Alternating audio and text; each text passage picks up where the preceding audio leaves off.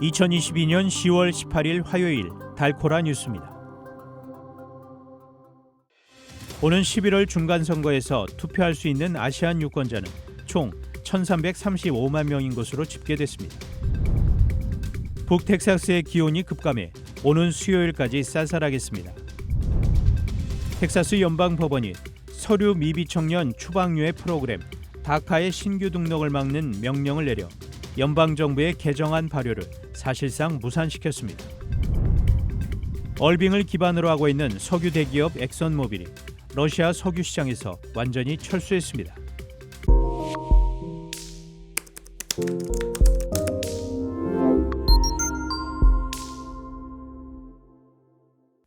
오는 11월 중간선거에서 투표할 수 있는 아시안 유권자는 총 1,335만 명인 것으로 집계됐습니다.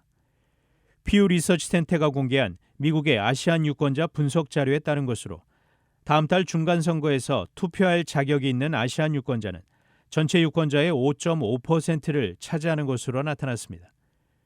아시안 유권자 수는 지난 2018년 중간선거 집계 이후 9%, 105만 명 증가했습니다. 한편 가장 많은 아시안 유권자가 거주하고 있는 것은 420만 명의 캘리포니아였고 그 뒤를 이어 93만 명의 텍사스, 56만 5천 명의 하와이 순이었습니다. 북텍사스의 기온이 급감해 오는 수요일까지 쌀쌀하겠습니다. 기상예보에 따르면 이번 반짝 추위는 캐나다의 찬 공기 덩어리가 남아있기 때문입니다. 이에 어젯밤 사이 북텍사스 대부분 지역의 기온이 40도대로 떨어졌습니다.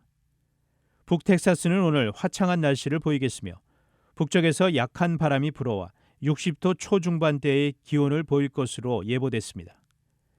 이번 반짝 추위는 내일까지 지속되며 이번 주 목요일부터 최고 기온은 또다시 80도대로 올라가겠습니다. 텍사스 연방법원이 서류 미비청년 추방유예 프로그램 다카의 신규 등록을 막는 명령을 내려 연방정부의 개정안 발효를 사실상 무산시켰습니다. 지난 14일 휴스턴 연방법원 앤드류 하넨 판사는 법원 심리 기간 동안 기존 다카 수혜자들에 대한 갱신은 허용되지만 신규 승인은 금지된다는 내용의 명령을 내려 발표했습니다. 이번 명령으로 오는 31일 발효 예정이던 다카 신규 등록을 허용하는 조 바이든 행정부의 개정안 시행은 어려울 것으로 보입니다. 이번 명령은 지난 5일 제5연방순회항소법원이 2012년 버럭 오바마 행정부가 행정명령을 통해 시행한 다카 프로그램이 법적 근거가 취약하다면서 사건을 연방법원으로 내려보낸 데 따른 후속 조치입니다. 얼빙을 기반으로 하고 있는 석유 대기업 엑선모빌이 러시아 석유 시장에서 완전히 철수했습니다. 어제 로이터 통신에 따르면 엑선모빌은 러시아 정부가 이달 초 극동 에너지 개발 사업인 사할린-1 프로젝트의 자사 지분을 일방적으로 수용했다면서 이후 안전하게 철수 작업을 마무리한 상태라고 말했습니다. 엑선모빌은 그동안 러시아 정부와 사할린-1 프로젝트의 다른 참여사들과 접촉하기 위해 모든 노력을 다했다고 말했으나 수용당한 지분에 대한 보상을 받았는지는 언급하지 않았습니다. 엑선모빌의 사할린-1 프로젝트의 지분 30%의 가치는 약 40억 달러로 평가됩니다. 로이터는 엑선모빌이 빈손으로 철수할 경우 양측 사이의 법적 분쟁이 수년간 벌어질 가능성이 있다고 전망했습니다. 단신 뉴스입니다. 서해 공무원 피격 사건을 수사 중인 서울중앙지법 공공수사 1부가 18일 서욱 전 국방부 장관과 김홍희 전 해양경찰청장의 구속영장을 청구했습니다.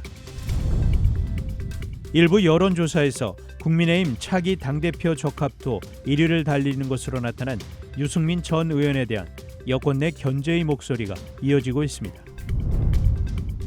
일본 정부가 북한의 핵미사일 개발에 관여한 5개 단체의 자산을 동결하는 추가 독자 체제에 나섰습니다.